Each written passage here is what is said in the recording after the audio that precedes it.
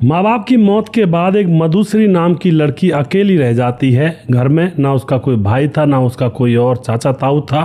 और जब माँ बाप की मृत्यु हो जाती है तो कुछ रिश्तेदार सोचते हैं कि भाई इस लड़की को सहारा देना होगा, क्योंकि 24 साल उसकी उम्र है, जवान लड़की है, कोई उसके साथ अनहोनी हो गई तो बहुत ज़्यादा दिक्कत हो जाएगी।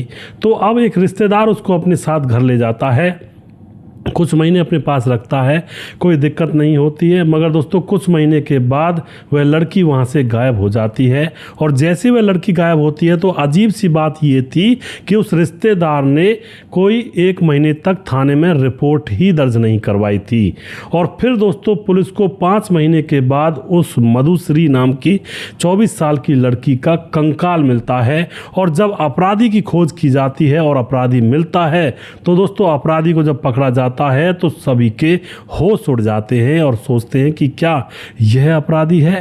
दरअसल दोस्तों अनाथ लड़की जब लापता हुई लेकिन 6 महीने तक उसका कोई सुराग नहीं मिला और फिर वह ऐसी अजीब सी हालत में मिलती है। आखिर किसने ऐसा किया था, क्या मामला था, पूरी कहानी जानेंगे। वीडियो को लास्ट तक जरूर देखा करें, बहुत ही इंटरेस्टिंग यह वीडियोज होती हैं। दोस्तों नमस्कार, मैं हूं सुदेश कुमार और तिरछी बात चैनल में आपका स्वागत है। यह घटना घटित होती है कर्नाटक के गडक जिले के अंदर। छोटा सा एक इलाका पड़ता है। उस छोटे से इलाके के अंदर एक मधुश्री नाम की लड़की अपने माँ बाप के साथ रहा करती है। उसकी खुद की उम्र 23-24 साल है और माँ बाप हैं उसके। लेकिन दोस्तों अकस्मात उसके माँ बाप छोड़कर चले जाते हैं, क्योंकि एक भयानक एक्सीडेंट में दोनों माता पिता की मृत्यु हो जाती है और अब यह अकेली रह जाती है। इसकी नानी का घर था नारायणपुरा गाँव के अंदर और ये अपनी नानी के घर पर भी चली जाया करती है कई बार। अब जब माता पिता की मृत्यु हो जाती है तो उसके बाद मधुश्री जो थी वह पढ़ने लिखने में तेज़ थी और रिश्तेदार अपने साथ ले गए थे, तो वहाँ पर रहकर यह पढ़ाई लिखाई कर रही होती है। लेकिन बीच में यह अपनी नानी के घर पर नारायणपुरा गाँव में चली जाया करती थी और एक दिन 2 दिन वहाँ पर रह करके तब वहाँ से वापस आया करती थी। और इस तरह से इसका काम चल रहा होता है, पढ़ाई लिखाई बहुत अच्छी तरह से करती थी। मगर दोस्तों जैसे ये अपनी नानी के घर नारायणपुरा गांव में जाया करती है तो वहां पर एक लड़का होता है जिसका नाम था सतीश। वह लड़का इसको बहुत अच्छा लगता है और उस लड़के को भी यह बहुत अच्छी लगती है और इन दोनों की नज़रें मिलती हैं। उसी गांव में लड़का रहा करता था और वहीं पर यह मधुश्री रहा करती है जाकर के नानी के यहाँ पर, और दोनों की नज़रें मिलती हैं। दोनों को एक दूसरे से प्यार हो जाता है और यह प्यार अब परवान चढ़ने लगता है। एक दूसरे की मिला भेंट होने लगती है। जब भी मौका मिलता है दोनों एक दूसरे से मिल लिया करते, कभी गांव में, कभी होटल में। और दोस्तों कभी कभी ये लड़का स्पेशली उसको मिलने के लिए बुला लिया करता और मधुश्री अपनी नानी से मिलने के बहाने अपने प्रेमी से मिलने के लिए चली जाया करती। इस बात की खबर उन रिश्तेदारों को भी लग चुकी थी जहां पर मधुश्री रहा करती थी। मगर रिश्तेदार यही बात सोच लेते हैं, भाई जवान है, आखिर समझदारी इसके अंदर भी है और शादी तो इसकी फिर भी करवानी है, और अगर ये अपनी मर्जी से कोई लड़का ढूंढ लेती है तो उसके साथ हम शादी करवा देंगे। रिश्तेदारों ने इतनी समझदारी यहाँ पर दिखाई होती है। तो इसी तरह से मामला चल रहा था दोस्तों, कोई दिक्कत नहीं थी। मगर एक दिन की बात होती है, वह नानी के घर जाने के लिए अपने उस रिश्तेदार से कहती है कि मैं नानी के घर जाऊंगी और शाम को मैं वापस आ जाऊंगी। अब वह जो रिश्तेदार था वह कह देता ठीक है बेटी चली जा, और यह अपनी नानी के घर के लिए घर से निकल जाती है। और नानी के घर जा कर के दोस्तों अब यह वहाँ पर शाम तक रुकती है, मगर वहाँ से शाम के बाद यह गायब हो जाती है। और जो मधु के रिश्तेदार होते हैं वह सोचते हैं कि शायद यह उस लड़के को लेकर भाग गई है, क्योंकि उस लड़के के बारे में रिश्तेदारों को सब कुछ पता था। अब तो रिश्तेदार इसी को सोच करके चुप रह जाते हैं। 1 महीना गुजर जाता है। 1 महीना गुजरते गुजरते अब यहाँ पर जो रिश्तेदार होते हैं वह सोचने पर मजबूर हो जाते हैं कि भाई ठीक है उसके साथ वह भाग गई होगी, मगर हमने तो कोई बंदिश लगाई नहीं थी, तो कम से कम हमारे पास फ़ोन तो करती। और हम भी जब उसके पास फ़ोन कर रहे हैं तो उसका फ़ोन स्विच ऑफ है, तो हमें लगता है कि कहीं ना कहीं उसके साथ कोई ना कोई अनहोनी तो हो नहीं गई है, कहीं ऐसा तो नहीं है। तो अब दोस्तों यहाँ पर क्या होता है, 1 महीने के बाद जो रिश्तेदार होते हैं पुलिस थाने में जाते हैं और सारी कहानी पुलिस के सामने बयां करते हैं कि साहब हमारी एक नाती में लगती है, नाते रिश्ते में, और वह यहाँ से 1 महीने हो गया उसको गए हुए, ना ही उसका फ़ोन बोल रहा है, ना ही कोई ऐसा वैसा कोई हमें पता है उसके बारे में।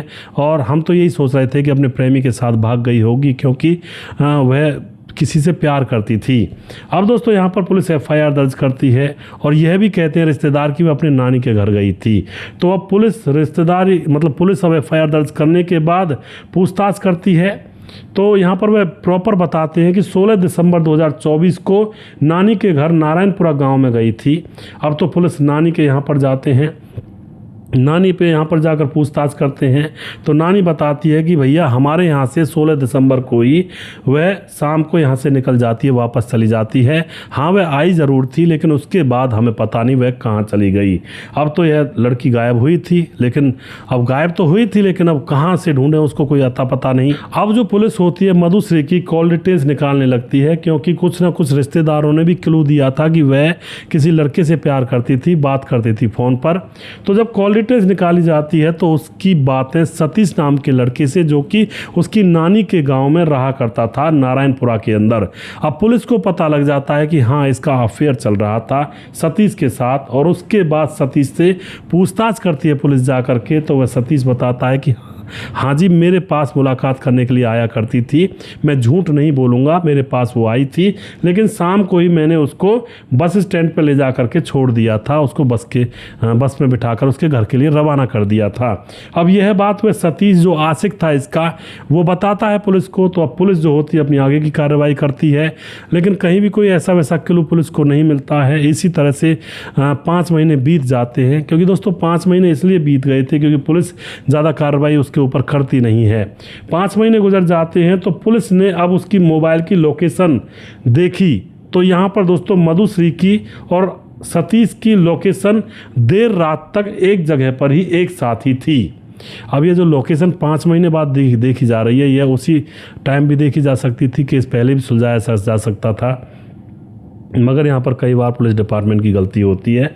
अब यह दोनों की लोकेशन एक साथ देखी गई थी, एक साथ ये दोनों एक ऐसी जगह पर थे, उस लोकेशन को ट्रेस किया जाता है। और फिर दोस्तों वह लोकेशन इसके प्रेमी जिसका नाम होता है प्रेमी का नाम होता है सतीश, उसको पकड़ा जाता है। भाई तुम्हारे साथ एक साथ लोकेशन थी और तुमने झूठ क्यों कहा कि मैंने उसको बस स्टॉप पर बस में बिठा कर यहाँ से भेज दिया, वो तो तुम्हारे साथ थी रात तक भी।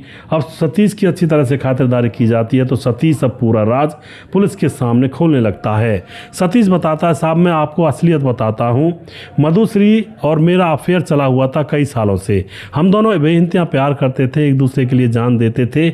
मधुश्री मुझसे अब शादी का दबाव डालने लगी थी, वह कहती थी कि मेरी उम्र बहुत ज़्यादा हो रही है, अब मैं इस तरह से रिश्तेदारों के यहाँ पर कब तक रहूँगी, तुम मुझसे शादी कर लो और मैं तुम्हारी दुल्हन बनना चाहती हूँ।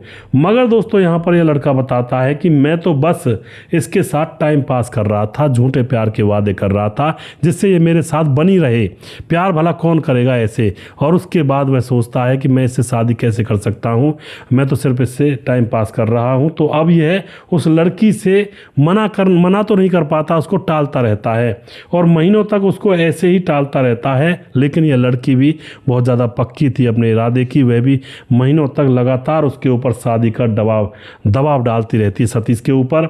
और फिर दोस्तों सतीश को लगता है कि यार ये तो अच्छी आफत गले में पड़ी है और इसको ठिकाने लगाना होगा, क्योंकि इसका कोई आगे पीछे तो है नहीं, रिश्तेदार है, कौन किसी के बारे में ज़्यादा पैरवी करता है, मेरा कुछ नहीं हो पाएगा, इसको ठिकाने लगा देता हूँ।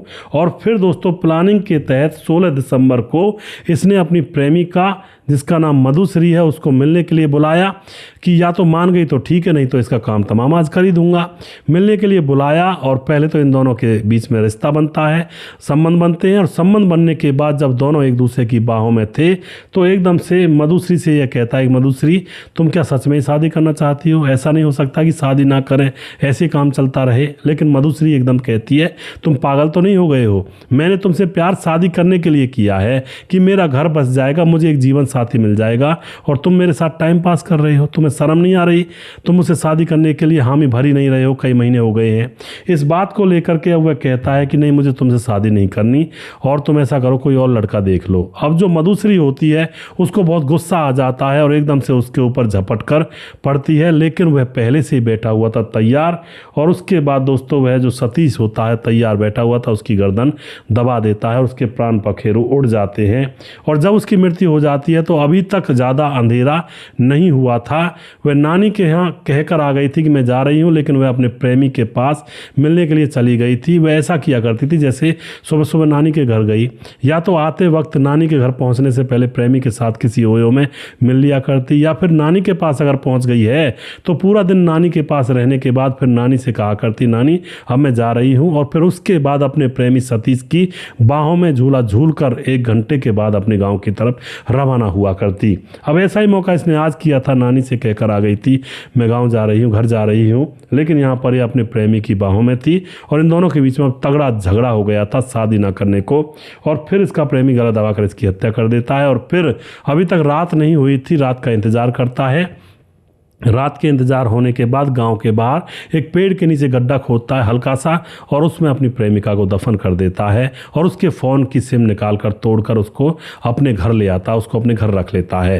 तो दोस्तों इस तरह से इसने इस कांड को अंजाम दिया था। यानी कि बस लड़की है टाइम पास करने के लिए, वो बेचारी अकेली है, उसका ना माँ है ना बाप है ना कोई भैया ना भाई है, वह शादी करके घर बसाना चाहती थी इस दरिंदे के साथ, लेकिन यह कैसा प्रेमी था। तो मैं कहता हूँ बार बार, आज की दुनिया में कोई सच्चा प्रेमी नहीं है, कोई सच्ची प्रेमिका नहीं है, सब अपने मतलब के लिए एक दूसरे से जुड़े हुए हैं। प्रेमिका को पैसे मिल जाते हैं, इसलिए घूमने फिरने को, मौज मस्ती करने को, टाइम पास होने को समय मिल जाता है, और इसलिए वह जुड़ी रहती है प्रेमी के साथ, और प्रेमी को अपनी वासना पूरा करने का मौका मिल जाता है। और ऊपर से कहता रहता है कि मैं तुमसे ज़्यादा किसी से प्यार नहीं करता, तुम ही मेरी बाहों में, तुम ही मेरी आंखों में, तुम ही मेरी सांसों में, तुम ही आसमान में, तुम ही तारों में, तुम ही चांद सूरज के अंदर बसी हुई हो, और तुम्हारे लिए चांद सूरज भी तोड़ कर ला सकता हूँ, चांद सितारे भी। मतलब ऐसे ऐसे बेवकूफ़ी भरे वादे भी करते हैं लोग आपस में। तो भैया समझ जाएं, प्यार व्यार कुछ नहीं होता है, सब टाइम पास चल रहा है। अपनी जान बचाएं, किसी के चक्कर में ना आए, बहुत बुरा ज़माना है। वीडियो के लास्ट में कुछ भाइयों के नाम जरूर लेना चाहता हूँ। हमारे साथ हैं अनिल आर्या, कहते हैं कि भैया आप ऐसी सिंपल सी कहानी बनाते हो, किसी में लड़का गरीब होता है, लड़की गरीब होती है, दोनों मिले, प्यार हो गया, घर बस गया, और आप क्राइम की मतलब आप न्यूज़ लेकर आएँ समाज में क्या हो रहा है देश दुनिया में। तो अतुल आर्य भाई, आपने शायद मेरे गोपाल चैनल ही देखा है, वहीं पर ऐसी कहानियाँ आती हैं, क्राइम की न्यूज़ भी लेकर आता हूँ और समाज में जो घटनाएं घटती हैं वो भी लेकर आता हूँ, लेकिन सबके अलग अलग कंटेंट, अलग अलग चैनल हैं। जैसे कि मैं अब हॉरर स्टोरी तिरछी बात हॉरर चैनल एक बनाया है नया, उस पर हॉरर स्टोरी आती है, वहाँ पर क्राइम की न्यूज़ जो होती हैं वो शॉर्ट में होती हैं और बड़ी वीडियो हॉरर होती हैं। और तिरछी बात हमारा पुराना, सबसे पुराना चैनल है, इस पर मतलब क्राइम की न्यूज़ होती है। एक तिरछी बात भारत है, वहाँ पर भी क्राइम की न्यूज़ होती हैं, और मेरे गोपाल पर घरेलू कहानियां होती हैं। तो आप इन चैनलों पर भी आएँ और इन चैनलों पर आपको आपके पसंद का कंटेंट जरूर मिलेगा।